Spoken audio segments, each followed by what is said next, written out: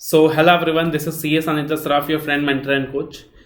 सो कैसे हैं आप? उम्मीद कर रहा हूँ कि आप अच्छे हैं। जैसे कि मैंने वादा किया था कि हम लॉ की पाठशाला सीरीज के अंदर लॉ के प्रोविजंस आपके लिए आसान बनाएंगे और लॉ के जितने भी सेक्शन नंबर्स वगैरह हैं वो सब कुछ हम लोग याद करेंगे और इंपॉर्टेंट टॉपिक्स के ऊपर हम लोग लगातार डिस्कशन चालू रखेंगे, right.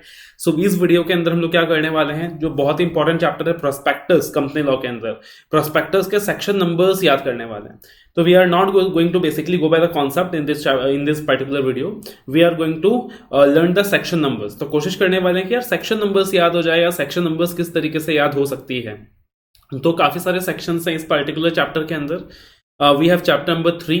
The sections covered are section 23 to 42. Chapter number 3 and the sections covered are 23 to 42. Chapter किस चीज के बारे में है? प्रोस्पेक्टस के बारे में है कि कंपनी जब भी पब्लिक इशू निकालती है, या फिर प्राइवेट प्लेसमेंट के माध्यम से शेयर्स ऑफर करती है, so in that very scenario एक इन्विटेशन देना पड़ता है पब्लिक को, right, to subscribe for the securities. तो कंपनी जब भी पब्लिक इशू निकालती है तो जो इन्विटेशन दिया जाता है पब्लिक को to subscribe for the securities, उसको कहते हैं प्रोस्पेक्टस। इन लेमन टर्म्स में हमेशा कहता हूं कि शादी का इन्विटेशन कार्ड क्या है सर? प्रोस्पेक्टस है, ठीक है। तो अब देखना यहाँ पे सेक्शन नंबर्स याद करने के लिए छोटा छोटा हम लोग क्या करने वाले हैं, डिवाइड एंड रूल एक पॉलिसी फॉलो करने वाले हैं। अंग्रेजों ने हमारे देश में डिवाइड एंड रूल करके हमारे देश को रूल कर लिया, तो क्या हम divide and rule policy follow करके कंपनी लॉ को रूल नहीं कर सकते? बिल्कुल कर सकते हैं। तो यहाँ पे इस चैप्टर के अंदर हम लोग क्या करने वाले हैं, डिवाइड एंड रूल फॉलो करने वाले हैं। We are going to make small group of sections and then we are going to learn the section numbers. तो देखना, सबसे पहले अगर हम बात करें तो आप इतना याद रखो, कंपनी ने या तो पब्लिक ऑफर निकाला या तो प्राइवेट प्लेसमेंट के माध्यम से शेयर इशू करा। कंपनी ने या तो पब्लिक ऑफर निकाला या तो प्राइवेट प्लेसमेंट के माध्यम से शेयर इशू करा। और इस पूरे प्रोसेस को रेगुलेट कौन कर रहा है? सेबी कर रहा है। इस पूरे प्रोसेस को रेगुलेट कौन कर रहा है? सेबी कर रहा है। तो section 23 talks about public offer, section 24 talks about जब company private place, section 23 talks about public offer and private placement, and section 24 talks about the SEBI regulates the same, ठीक है। तो कंपनी ने क्या करा, या तो पब्लिक ऑफर के माध्यम से शेयर इशू करा या तो प्राइवेट प्लेसमेंट करा, और सेबी क्या कर रही है, इसको रेगुलेट कर रही है। तो यही बन गया चैप्टर के पहले दो sections. Section 23 that says that okay company can either give a public offer और द प्राइवेट प्लेसमेंट, और सेक्शन 24 जो कहता है कि SEBI is going to regulate the same, ठीक है। एक तो ये हो गया सेक्शन 23, सेक्शन 24, पहले दो सेक्शंस चैप्टर के जो कि हमारे बेसिक सेक्शंस हैं। अब देखिएगा टाइप्स ऑफ प्रोस्पेक्टस। पूरे चैप्टर के अंदर अलग अलग प्रोस्पेक्टस का जिक्र किया गया है, जिसको मैंने एक साथ सेग्रीगेट कर दिया है, राइट, एक साथ एग्रीगेट कर दिया है। Different type of prospectus that is given in the chapter. जैसे आप डिम्ड प्रोस्पेक्टस के बारे में पढ़ते हो कि ऐसा प्रोस्पेक्टस जो एक्चुअली प्रोस्पेक्टस नहीं है, ऐसा डॉक्यूमेंट जो प्रैक्टिकली प्रोस्पेक्टस नहीं है बट उसको प्रोस्पेक्टस मान लेते हैं, डीम्ड कर लेते हैं, डीम कर लेते हैं, डिम्ड प्रोस्पेक्टस।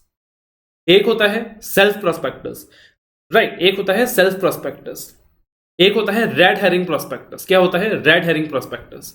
एक होता है abridged prospectus. There are different type of prospectus. So we have dimmed prospectus, we have self prospectus, we have red herring prospectus, we have abreast prospectus. Self prospectus वो होता है normally जो banks वगैरह issue करती हैं, right, या वो कंपनियां इशू करती है जिनका रेगुलर काम इशू निकालना होता है। एक होता है इनकम्प्लीट प्रोस्पेक्टस, जहां पे इनकम्प्लीट डिटेल्स होते हैं, प्राइस वगैरह हम लोगों के डिमांड के हिसाब से फिल करते हैं, जिसको कहते हैं रेड हेरिंग प्रोस्पेक्टस। एक होता है abreast prospectus। तो there are different type of prospectus. Abreast prospectus is a summarized prospectus basically. It's a kind of summarized prospectus. तो अलग अलग कैटेगरीज ऑफ प्रोस्पेक्टस हैं जो आप स्टडी करते हो चैप्टर के अंदर। तो सेक्शन 25 डिम्ड प्रोस्पेक्टस की बात करता है। सेक्शन 31 सेल्फ प्रोस्पेक्टस की बात करता है। किसके? सेल्फ प्रोस्पेक्टस की, right. Section 32 red herring prospectus की बात करता है। किसकी? रेड हेरिंग की। एंड सेक्शन 33 एब्रीज्ड प्रोस्पेक्टस की बात करता है। तो 31, 32, 33 आसान है ना, तीनों साथ में आ रहा है, आप याद रखो SRA। 31, 32, 33 SRA, that is section 31 self prospectus, section 32 red herring prospectus, section 33 abreast prospectus, section 31 self prospectus, section 32 red herring prospectus, and section 33 abreast prospectus. SRA, SRA, SRA, SRA, SRA। ठीक है। और सेक्शन 25 में क्या था, deemed prospectus. ऐसा document जो prospectus नहीं है मगर उसको हमने प्रोस्पेक्टस मान लिया। तो सेक्शन 23 सबसे पहले था, कंपनी ने या तो पब्लिक ऑफर निकाला या प्राइवेट प्लेसमेंट। सेक्शन 24 उसको सेबी रेगुलेट करती है। सेबी किस चीज को रेगुलेट करती है, ऐसे याद रखो, सेबी एक ऐसे डॉक्यूमेंट को रेगुलेट करती है जो प्रोस्पेक्टस नहीं है बट उसे प्रोस्पेक्टस मान लिया जाता है। That is deemed prospectus, section 25 sequence में, ठीक है ना। और अगला सेक्शन डिम्ड प्रोस्पेक्टस के बाद है सेक्शन 26 जो बात करता है कंटेंट्स ऑफ प्रोस्पेक्टस कि प्रोस्पेक्टस में क्या क्या होगा, प्रोस्पेक्टस में क्या क्या होगा, ठीक है। अब सेक्शन 26 में बोला प्रोस्पेक्टस में क्या क्या होगा, कंटेंट्स क्या क्या हैं। अब पहले प्रोस्पेक्टस के अंदर कुछ और था, प्रोस्पेक्टस में ऑब्जेक्टिव स्पेसिफाई किया जाता है कि वो जो आईपीओ का पैसा आएगा वो कहां लगाया जाएगा, लेकिन बाद में उसके टर्म्स को वेराई कर दिया। तो कंपनी ने पहले बोला कि पैसा जो है हम वो फर्टिलाइजर बिजनेस में लगाएंगे, बाद में दारू की खेती में लगा दी, दारू की फैक्ट्री में लगा दी। तो वो अगला सेक्शन है variation in terms of prospectus. तो section 26 that is contents of prospectus and section 27 that is talking about variation in terms of prospectus, right. तो section 25 deemed prospectus, section 26 contents of prospectus and section 27 variation in terms of prospectus, ठीक है। तो flow में क्या क्या याद रखा, 23, 24 एक फ्लो में याद रखा, 23, 24 एक फ्लो में याद रखा, 25 भी आप सेम फ्लो में याद रख सकते हो, 25, 26, 27 ये एक फ्लो में याद रख सकते हो। 23 कंपनी पब्लिक ऑफर निकाल रही है या प्राइवेट प्लेसमेंट निकाल रही है, सेक्शन 24 से भी रेगुलेट कर रही है, किस चीज को रेगुलेट कर रही है, एक ऐसा डॉक्यूमेंट जो कि प्रोस्पेक्टस नहीं है मगर प्रोस्पेक्टस मान लेते हैं, उस डॉक्यूमेंट को रेगुलेट कर रही है, सिर्फ याद रखने के लिए। Section 25 deemed prospectus and section 26 contents of prospectus, कुछ वेरिएशन है तो section 27 that is variation in terms of prospectus, variation in terms of prospectus, ठीक है ना। फिर फ्लो में तीन सेक्शन, तीन टाइप के prospectus, that is SRA 31, 32, 33. SRA, S for self prospectus, R for red herring prospectus and A for abridged prospectus, ठीक है, A for abridged prospectus। अब सेक्शन 28, 29 आप साथ में याद रख सकते हो। एक हेरिंग है सिंपल सा ऑफर ऑफ सिक्योरिटीज की कंपनी क्या कर रही है, सिक्योरिटीज ऑफर कर रही है। अब अगर ये जो सिक्योरिटीज ऑफर किया जा रहा है, अब ये by certain members of the company किया जा रहा है, कुछ मेंबर्स क्या कर रहे हैं, सिक्योरिटीज ऑफर कर रहे हैं, तो वो सेक्शन 28 में आएगा। किस में आएगा, सेक्शन 28 में आएगा। तो अगर कुछ मेंबर्स सिक्योरिटीज ऑफर कर रहे हैं तो वो सेक्शन 28 में आएगा। And section 29 talks about public offer of securities to be in dematerialised form.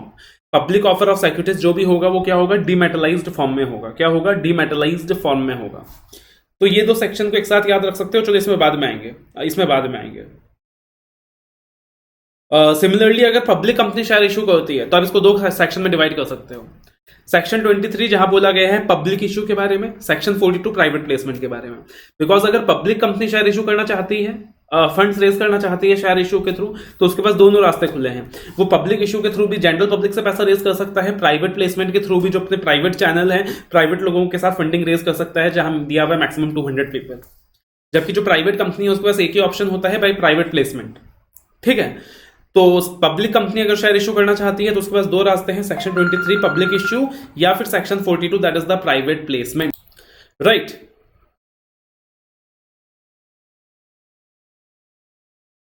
उसके बाद आप क्या याद रखोगे, सेक्शन 31, 32, 33 ये तो याद रहेगा। 31 सेल्फ प्रोस्पेक्टस है, 32 रेड हेरिंग है, सेक्शन 33 एब्रीज्ड प्रोस्पेक्टस है। अब आप ऐसा याद रखो भैया कि तीन टाइप के प्रोस्पेक्टस इशू कर दिए ना, तीन टाइप के प्रोस्पेक्टस इशू करें। प्रोस्पेक्टस इशू करके भुद्दू बनाया, कंपनी के डायरेक्टर्स ने प्रोस्पेक्टस इशू करके भुद्दू बनाया। प्रोस्पेक्टस में लिखा कि देखो देखो हम फलाना प्रोजेक्ट में पैसा लगाएंगे, इससे इतना रिटर्न आएगा, आपको पैसा जनरेट करके देंगे। जबकि एक्चुअल में कंपनी के डायरेक्टर भाई साहब हेलीकॉप्टर ट्रिप में बीवी को लेकर चार्टर्ड प्लेन में चले गए हनीमून बनाने। तो प्रोस्पेक्टस इशू करके क्या कराया, भुद्दू बनाया, पैसा ले लिया, मिसयूटिलाइज कर लिया। अब क्या होगा, जो डिफॉल्टिंग लोग हैं उनको जेल होगा, वो फंसेंगे, उनके ऊपर फाइन लगाया जाएगा। तो section 34 criminal liability, section 35 civil liability, section 34 criminal liability, section 35 civil liability, section 34 criminal liability, section 35 civil liability, ठीक है।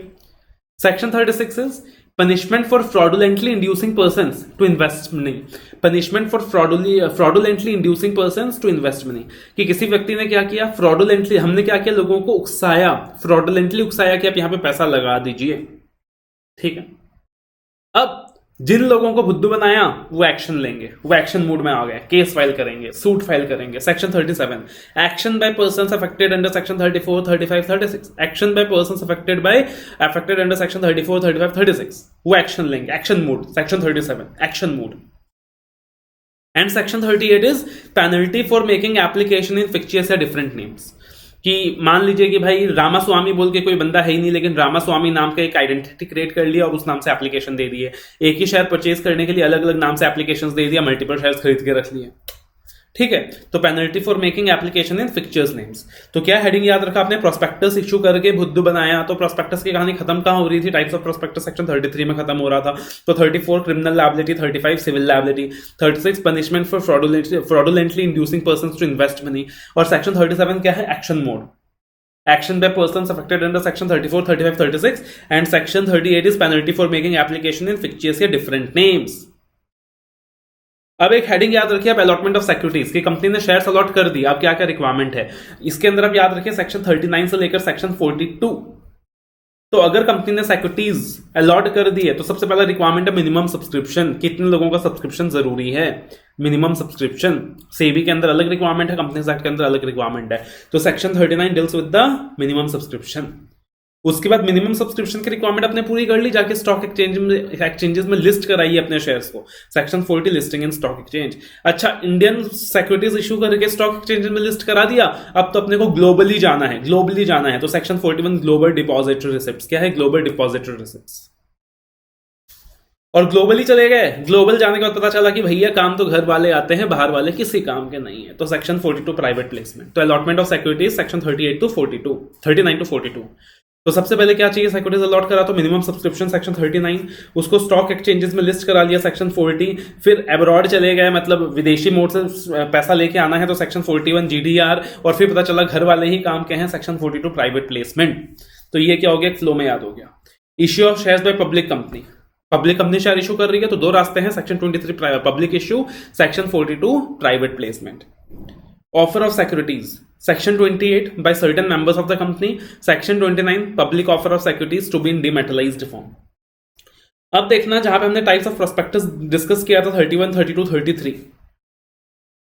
अब आप इसको फ्लो में याद रखो 30, 31, 32, 33।